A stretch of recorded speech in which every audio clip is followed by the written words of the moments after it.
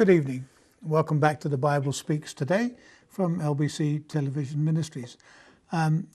While the credits are playing, I'm obviously sitting in the studio watching on a monitor screen, and every time I see these new images that are coming up now, courtesy of our production team who put them all together, I'm totally amazed on what they can do. I mean, as far as I know, they could probably film me sitting at a beach in Waikiki if I so requested. I haven't done that, and don't get any ideas, folks. But you know, it's amazing what modern science can do. You know, sometimes I wonder whether we watch a movie, or especially a TV movie, when we're sitting there watching somebody doing something in front of the pyramids, we have no idea if they're actually there or whether it's a superimposed image.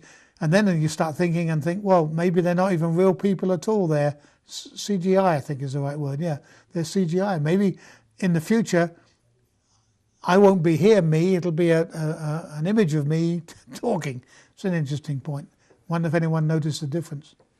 Okay, we're talking about Bethlehem, or we were talking last week about Bethlehem. Oh, and I say this every so often because obviously every time we go out on the air, there's somebody watching who's never seen the program before or just clicks through it. And they think, oh, this is last week's program because he's wearing that blue shirt. Well, it isn't last week's program, it's this week's program. And what we do, as I've said so many times before, is we record two programs back to back. And the crew that is, have been encouraging me to bring a second shirt in so that I can change and make it look like it's a week's gone by, but you'd probably guess it anyway, because my hair's still the same or something else. And it is my hair, not gone to a wig yet. Oh, that's another thing about this green screen. Shows every imperfection. It really does. Lord knows what the TV people put on their faces to get to look as good as they do. But in this program and on this network, what you see is what you get. All right. So we finished off last week with talking about Bethlehem being, has been a centre of Christian tourism and visits and worship for centuries.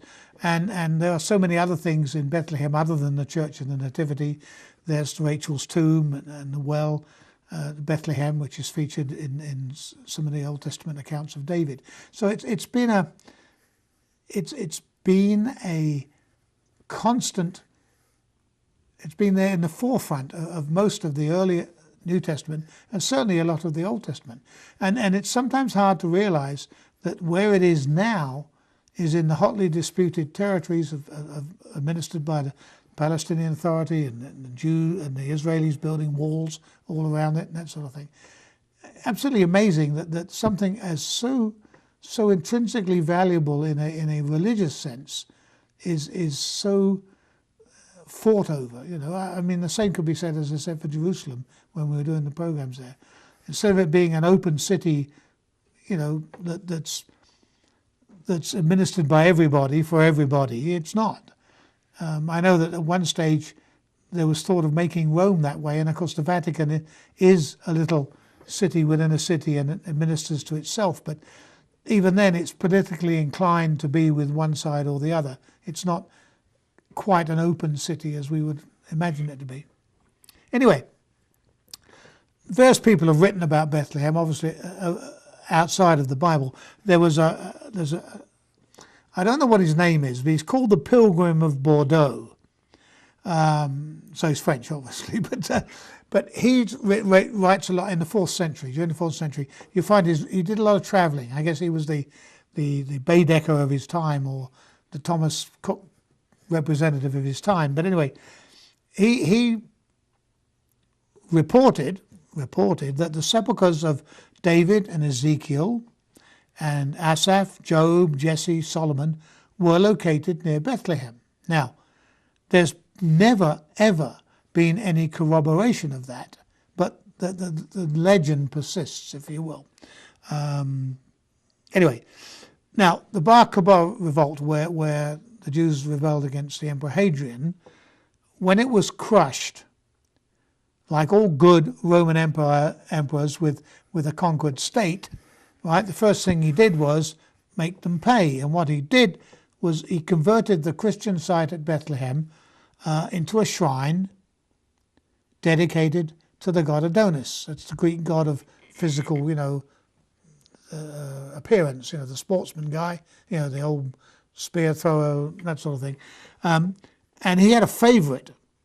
When I say a favourite, I guess he had a boyfriend who was called Antinous. He was Greek, and he was a very great favourite of Hadrian. And so they named the site after, trying to curry favour with the emperor. There are some scholars hold the view that the site had originally been identified with Adonis and Tammuz, another god, and that the Christians had taken it over. Anyway, be that as it may. Now, we go back to something I said in the beginning of the first program, the Empress Helena. Now, most Christians, I think, would have heard of her because she apparently, during a tour of the Holy Land, and first of all, let me tell you, she was the consort of the Emperor Constantius Chlorus, who was the father of Constantine the Great. And of course, the big thing about Constantine the Great was that he made Christianity, belief in Christ, the official religion of the Roman Empire. And that's a big thing. The Roman Empire in those days was huge, biggest empire in the world at that time. And for it to be the official religion meant that it went everywhere. Anywhere there were Roman soldiers or Roman garrison or Roman influence, Christianity was also there, which was one of the reasons why it spread so far. That and the dispersion of the Jews after the destruction of Jerusalem had also helped. But that was the big thing. Anyway, she, after her husband, Constantius, died and Constantine became the king, rather than hang around the palace getting bored, from all accounts, she was a remarkable woman. Obviously the accounts come down from time after time. Anyway, she was the mother of the empress, and she made a pilgrimage through Syria and Palestine, in the course of which she at Jerusalem apparently did a lot of excavations and found the remains of the true cross. Now, I want to digress a minute from our talking of Bethlehem. If you'll remember, most scholars agree today that the cross was not the cross that we're commonly used to, this thing. It was a T-shape. The uprights with the two forks in them stayed there the whole time, and then the prisoner or condemned man carried the crossbeam across, and then it was lifted up, hoisted up, and dropped in there. Now, made of wood, obviously, no other material. And to be perfectly honest, from what scholars have said and research has been done, they probably used the same crosspiece over and over again. I don't mean to say there was only one. There obviously had to be more than one, because they did 3 at the time, Jesus' time, and there are accounts of multiple crucifixions at the same time on the Golgotha Hill. So apparently, the legend goes that the empress felt guided to a certain place, certain thing, dug up this old crosspiece, and somebody was either hurt or bleeding or something, and they applied some of the wood to the wound, and it miraculously healed. So she said, "Oh, this is the true cross." But to be perfectly honest, if you add it up, and I'm not being a cynic here, folks, I really am not, but if you added up all the reliquaries, that's the little circular glass things with a little sliver of the cross in that you find in some churches, both Greek Orthodox, Catholic. If you added up all those pieces of wood together, you'd have a lot more than just one single crosspiece. But if it comforts people to believe, that's fine with me. Anyway, she visited the ruins of Bethlehem, and get back to what we're talking about, and she promoted, her view was that, hey, this is an important place. This is where Christ was born, It's a heap. Come on, let's build it up. And she spent, of course, she had money, like most dowager empresses do. she had it rebuilt. And a gentleman called Eusebius, well-known writer of Caesarea, recorded that she was responsible for the construction of the Church of the Nativity, the first one. Okay? She built this big church over the reputed site where the manger, the stable, whatever, had stood. Or the cave where I mean, most people today, not most people, most scholars believe today that where Joseph and Mary took shelter was probably a hollowed out rock cave type thing, which farmers and shepherds and that would have used as a shelter. People didn't go much. The alternative view was that it was the downstairs part of a living place, because that's what they did at night.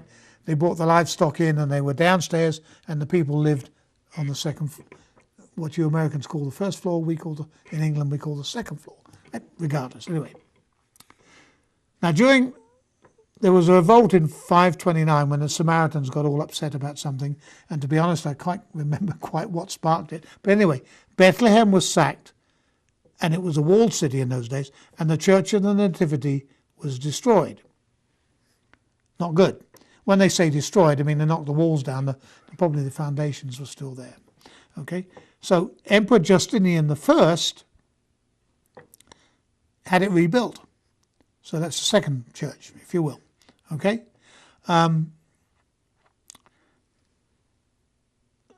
Presumably it was built the same way as it had been before, because it was quite I mean, you can see from the picture, it's quite a substantial building.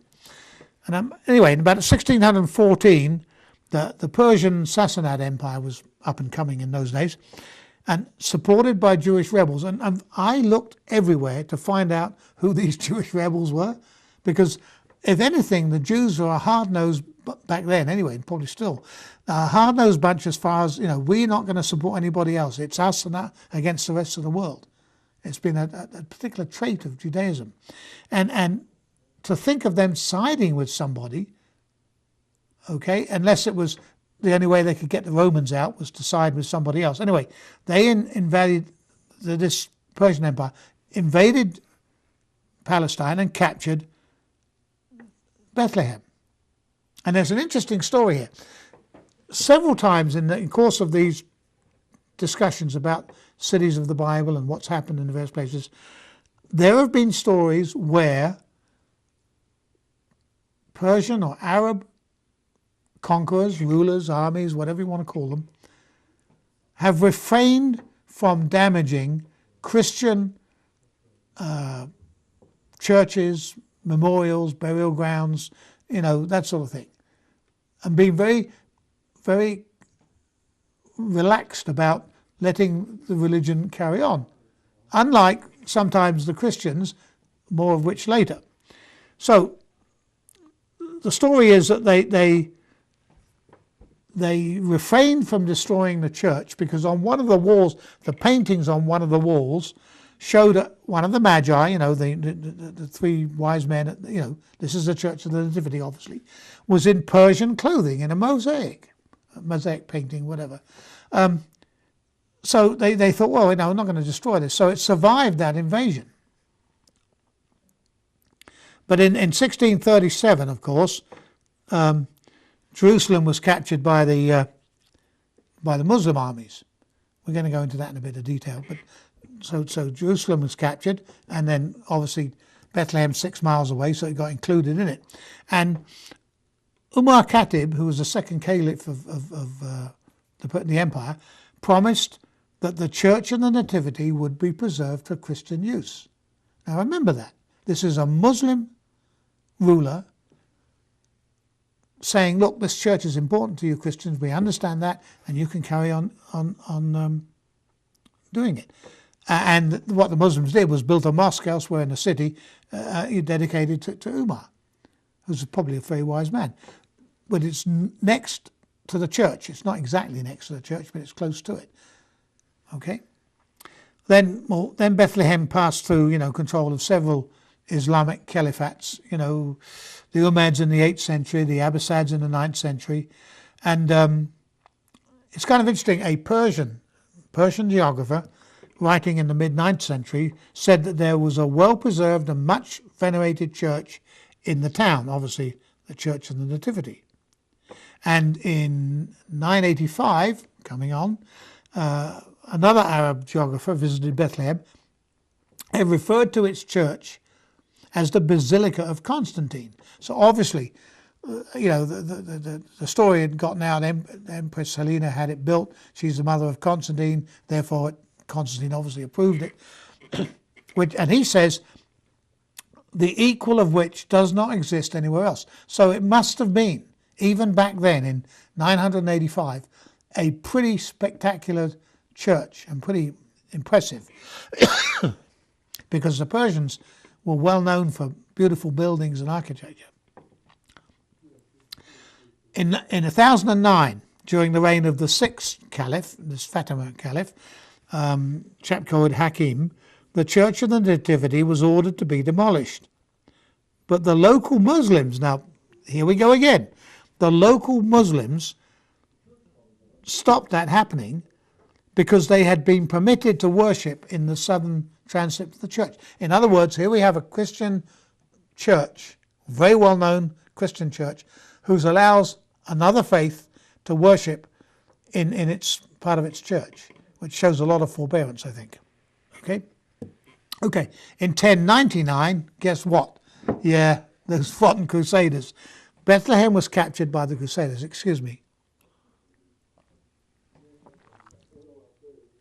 And what they did was they fortified it. In other words, typical Crusaders built a wall around it. It's ours, and they built a new monastery and a cloister on the north side of the Church of the Nativity. There it is there.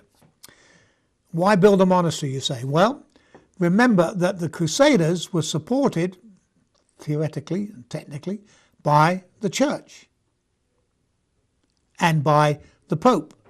And so not only were crusading armies coming to Palestine, to the land, but also hordes of monks and religious people coming to visit and stay and see, the Holy Land. I mean, it's the Holy Land. All you had to say back in then was, I'm going to the Holy Land. Everyone knew where you were going. So you got all these monks and things, and the Crusaders are no fools. They think, what are we going to do with them? Well, let's build them a monastery, and we can stuff them in all there and get them out of our hair. Because the political machinations between the Church and the Crusaders was it's been well recorded. And you've only got to read the storybooks about the Templars and everybody in the Hospitallers and all that sort of thing going on. There was always constant friction between what I would call the army and the religious people. Okay. So what they did, of course, was removed the Greek Orthodox clergy and replaced them with Latin from Europe. Now, you have to remember something, that up until that point, for several hundred years, the official Christian presence in Bethlehem and the surrounding area was Greek Orthodox. The Eastern Church, if you will, the Coptic Church. Okay? There were European priests and monks there, but by far the Eastern Church was dominant. And of course, once the Crusaders took over, then they all got booted out, and the Latin, Catholic monks and everybody moved in. And this is not a well-known fact, but on Christmas Day, 1100, Christmas Day, celebration of Christ's birth, in Bethlehem, Baldwin I, the first king of Kingdom of Jerusalem. And now, bear in mind, Baldwin wasn't English, he was French.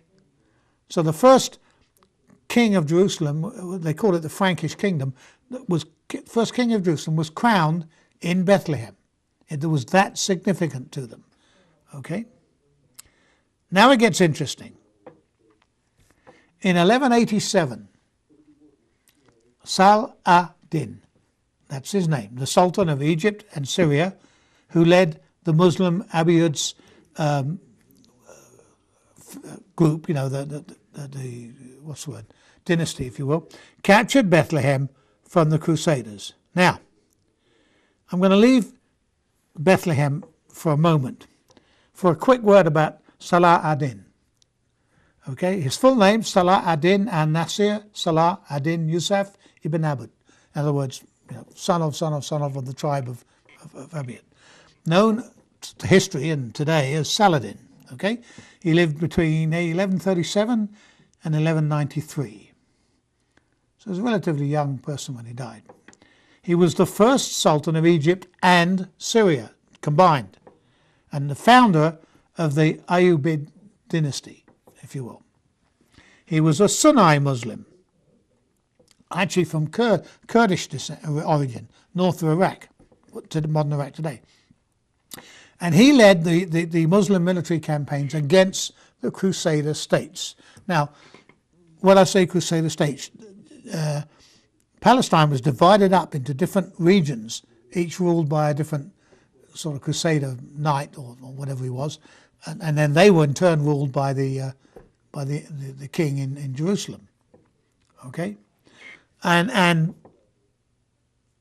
at the height of Saladin's power, at the height of his success, peak of his success, his rule covered Egypt, Syria, Upper Mesopotamia, the Hejaz, the Yemen, and parts of North Africa. It was a pretty big kingdom, and he was a pretty canny ruler, as they say in Scotland.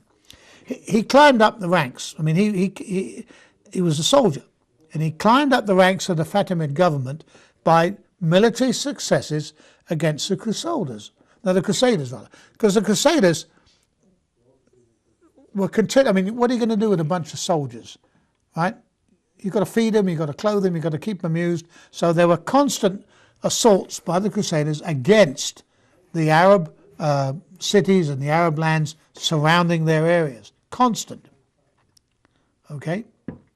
And so when Saladin's uncle Shakur died in about 1169, he was appointed the vizier, which is, the actual position. It's not something from Walt Disney movies. And that's a very important position in a Shia Muslim-led caliphate. You're probably aware that the Sunnis and the Shias are still fighting each other today. Okay, they don't like each other. They're different sides of the same religion. It's like Protestants and Catholic. We all believe in Jesus, we just don't believe it the same way.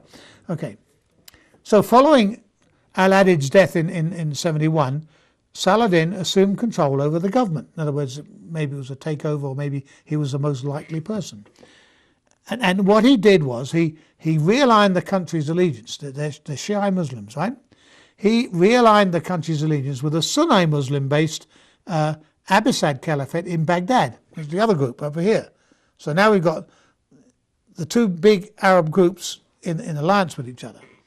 And in the following years, he led attacks against the Crusaders in Palestine. He successfully conquered the Yemen. He staved off some pro-Fatimid, the old guy rebellions in Upper Egypt. And what's most important is under Saladin's command, the Ayyubid army defeated the Crusaders at the Battle of Hittim in 1187. That's the big one they make the movies made about. Of course, it doesn't factual or anything, but it's there. So what that did was wrested control of the Palestine from the Crusaders. Now, they'd been there 88 years, the Crusaders, and he conquered it back.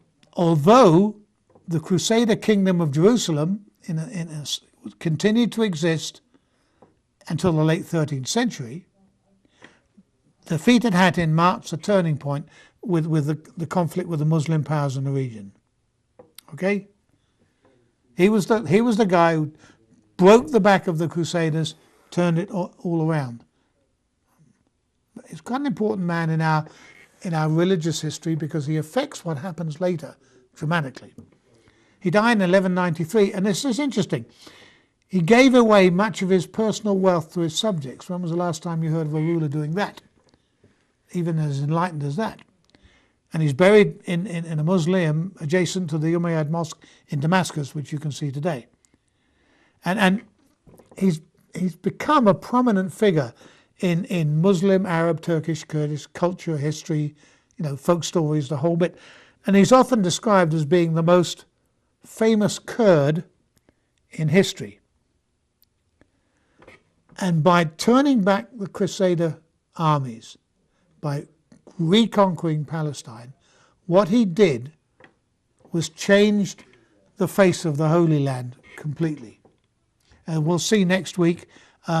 We'll show you.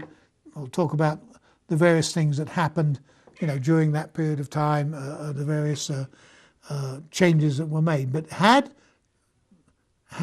the Crusaders stayed in command of Palestine, the very nature of the country today would be quite different, I think. Maybe we would have got that peaceful kingdom of heaven that everybody talks about. I don't know. But whatever he was a very great ruler. And as I said, we tend to think of Muslims as not very nice people today, and yet some of their greater rulers were men of great compassion and great wisdom. Anyway, okay, we'll go back to Bethlehem next week, pick it up again, and then there's a bit of details about Saladin's rule over Bethlehem we need to mention. Until then, read your Bibles, okay? Good night, God bless.